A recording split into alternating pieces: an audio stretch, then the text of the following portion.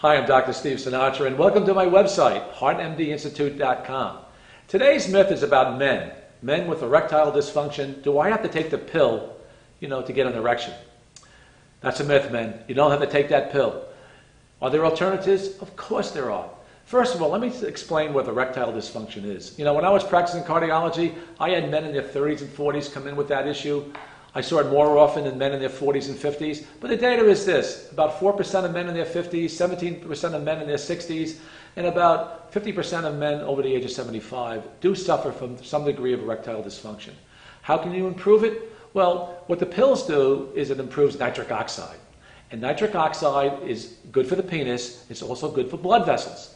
So when men have erectile dysfunction, they also have endothelial cell dysfunction, which is an inflammation in the blood vessels. So we want to keep inflammation down.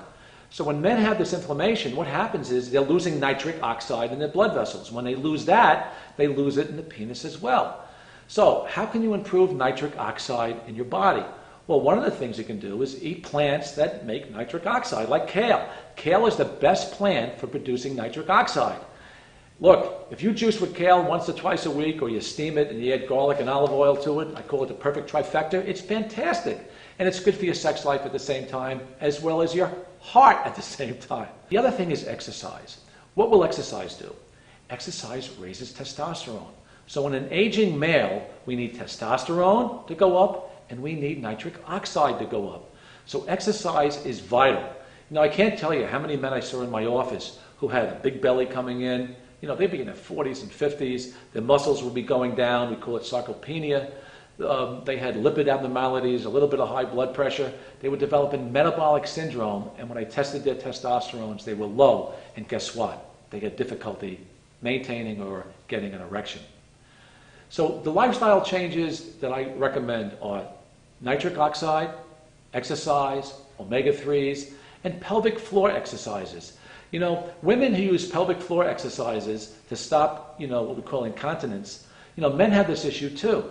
So when men do some of these pelvic floor exercises where they're squeezing their pelvis together and exercising their prostate gland, this improves erectile function.